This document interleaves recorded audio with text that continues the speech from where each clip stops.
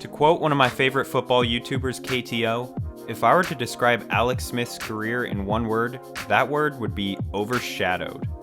I've been a diehard Chiefs fan my whole life, and today I'm going to go through the career of a man who may have gotten the short end of the stick in a lot of situations. And this is a guy who was drafted first overall in the NFL draft.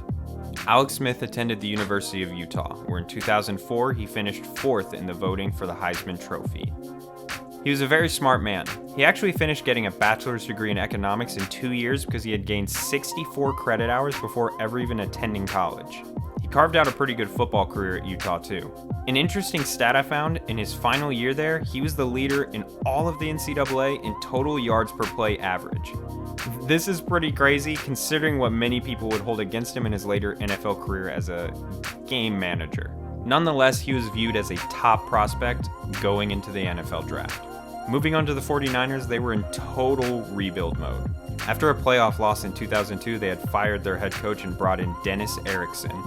The 2003 season was a very disappointing one for the San Francisco 49ers. After the year, they would lose Jeff Garcia, their starting quarterback, along with other big players on their offense like Garrison Hearst and Terrell Owens. 2004 was even worse. They were playing behind quarterbacks like Ken Dorsey and Tim Rattay. They fell to 2-14, and that gave them the first overall pick in the 2005 NFL Draft. Not only that, they fired their coach again, so now they're moving on to a guy named Mike Nolan.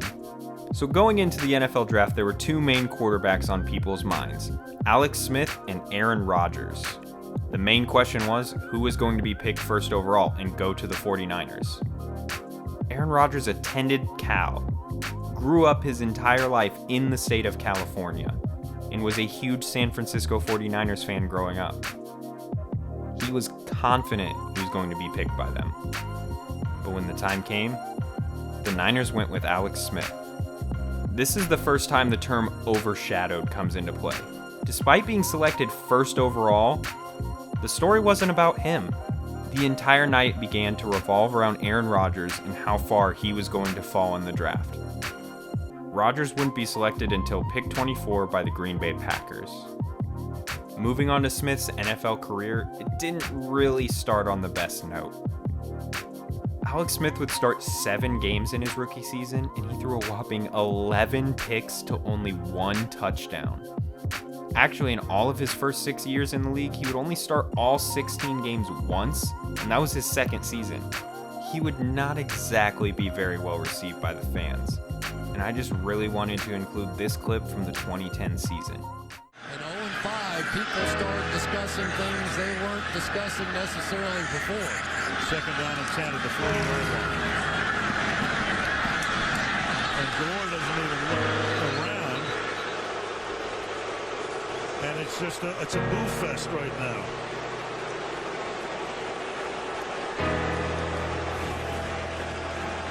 We've seen it before.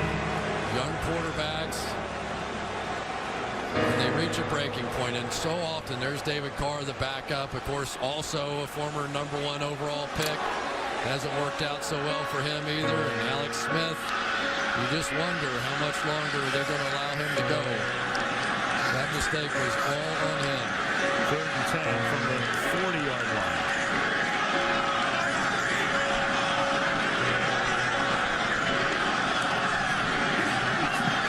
And he fires this one incomplete. Narrow tap. Gonna tap dance on him.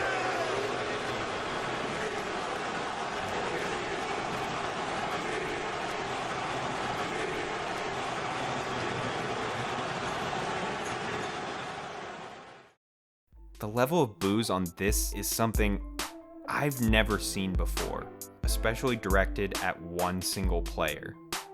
Mike Singletary, who became the coach in the 2009 season, would even later state after his firing, "You gotta have a quarterback." The entire city had given up on Alex Smith. The team was in freefall. Alex Smith was a bust. But sometimes all it takes to succeed in the NFL is for one person to believe in you. Enter Jim Harbaugh. Hello. When Harbaugh was brought in, he instantly brought a totally different energy to the 49ers organization. You're a beast, man. You're a damn beast. He He's going forward! He's going forward! He went forward! It's in Canada! The 2011 season would be far and away the best of Alex Smith's career to that point, which I would like to credit to Harbaugh.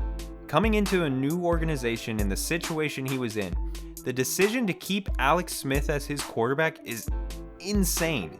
I mean, this guy was a bust. There was no question about it. There were a lot of fans who were not happy with this decision. Even Smith's family had said they wanted him to leave San Francisco, and I don't really blame them. It must have been hard to watch the fans rip into him game after game. But for only the second time in his career, he would start all 16 games in a season. He passed for over 3,000 yards for the first time, had a 13-3 record, and the team went on their first playoff run since 2002. And their playoff run would be an interesting one. Afternoon here in San Francisco as Candlestick Park will host its first postseason game in 9 years. Smith fires downfield on second down, and Vernon Davis will take it all the way for a Niners touchdown. 49 yards for Smith. The slant, touchdown. Michael Crabtree. Breeze on second down to the end zone for Jimmy Graham for a Saints touchdown. First down as Breeze fires downfield. And Marcus Colston makes a spectacular catch for a Saints touchdown.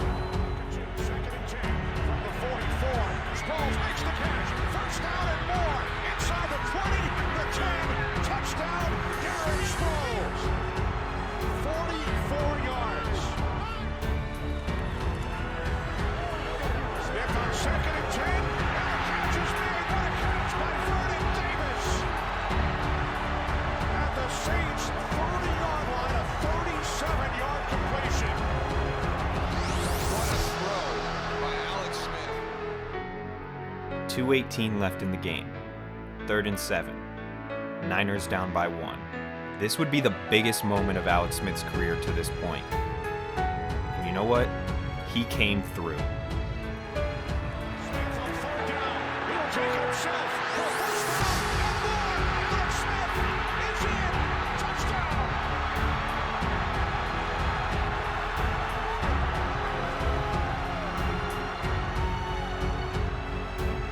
But there is still one problem. There were still 2 minutes left on the clock. Alex was playing against Drew Brees. Breeze on second and 10. His 61st pass attempt. That's a new club record. Breeze throws. Jimmy Graham makes the catch. Inside the 30. And Graham is inside the 10. And he takes it all the way for... When you got Patrick Willis tight underneath, you got safety help with Dante Whitner behind him. We'll go for two. Try and take a 3-point lead, and they do as Breeze hits Darren Sproles. After the Saints scored, the Niners had just one last shot to get in the end zone and win the game. Smith over the middle to Gore on second and 3. And Gore takes it out to the 33-yard line for a Niners first down. Throws it, it's caught by Vernon Davis. And Davis is inside the 30. One-on-one with Malcolm Jenkins. Look at the throw by Alex Smith. That's also tight coverage. 14-yard line, 3rd and 3. He throws to the end zone. And the catch is made by Vernon Davis for a Niners touchdown. Alex looking down in post, and it's good. Touchdown! Touchdown 49! Vernon Davis with the play of his life. Alex Smith with the play of his life. This play would become known as the Catch 3. This is in reference to some plays made by some pretty big names, just Joe Montana and Steve Young. That's some pretty good company to be in, even if it's only for one play. I cannot stress enough just how important this season and specifically this game was for a guy like Alex Smith. Just 1 year earlier, he was being talked as one of the biggest NFL draft busts of all time. This play cemented Alex Smith was here to play.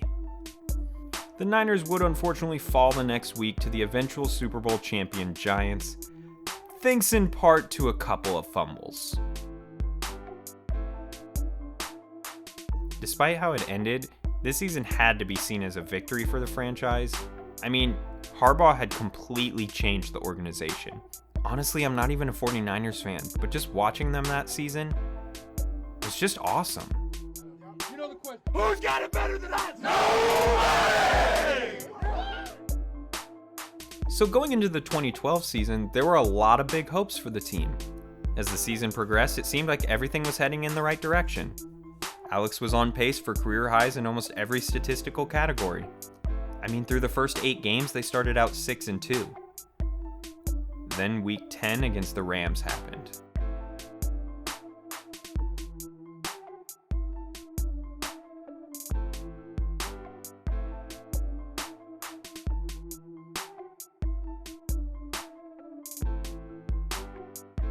Smith would suffer a concussion on this play. Enter Colin Kaepernick. Yeah, remember how I said how surprising it was that they stuck with Alex Smith through all of that hardship?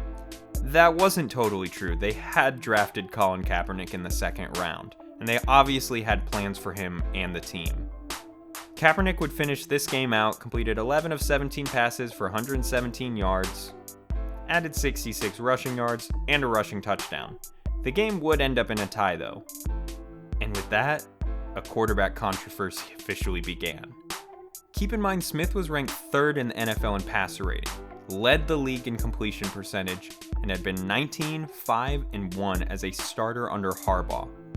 But Kaepernick had the skill set that they wanted.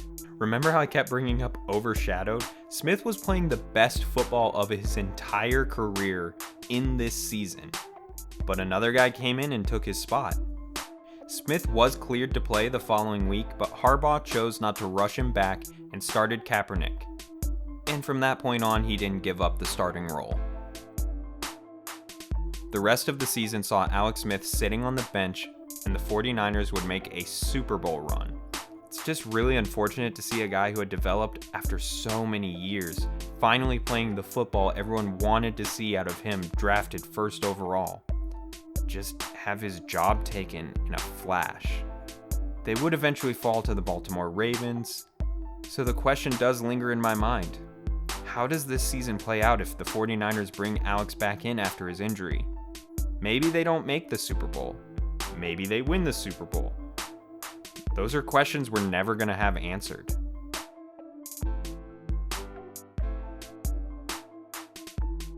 Regardless, after that run, the 49ers were all in on Kaepernick, and Alex Smith needed a job. The Kansas City Chiefs had been attempting to rebuild for years at this point, and in they brought Andy Reid. Not long after, they would trade for Alex Smith. I can't imagine a better place for Alex Smith to go to. Andy Reid was kind of known as a quarterback guru. It's funny because I remember getting in a huge argument with a friend of mine that I played football with on who we should have signed. He did not like this trade. You know who he wanted us to get? Matt Flynn. Yeah, I think it's safe to say we made the right decision.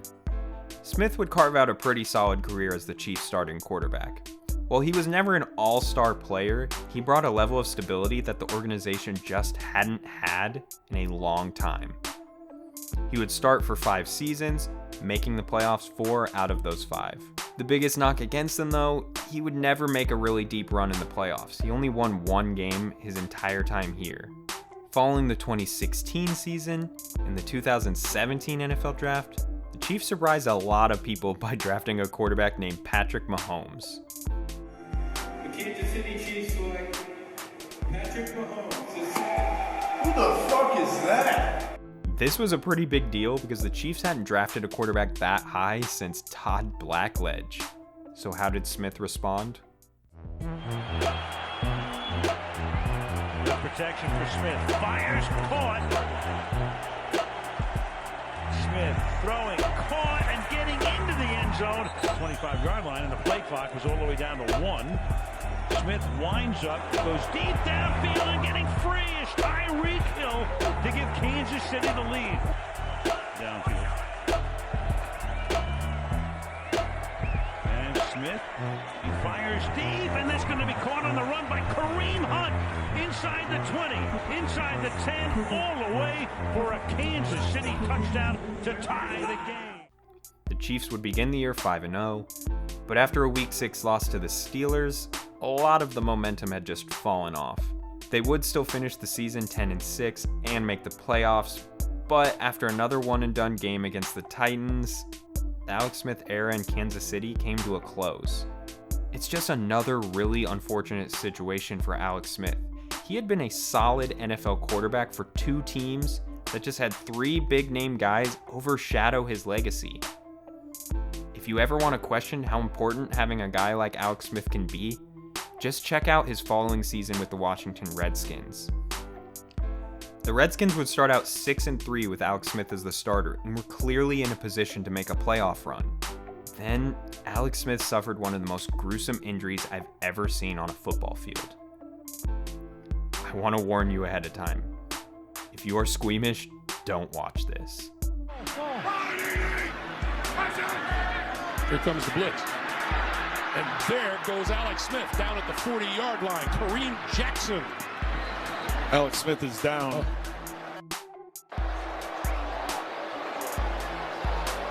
They came with the blitz. Nobody blocked him up to the front side. This is what happened to Alex Smith. We'll be back.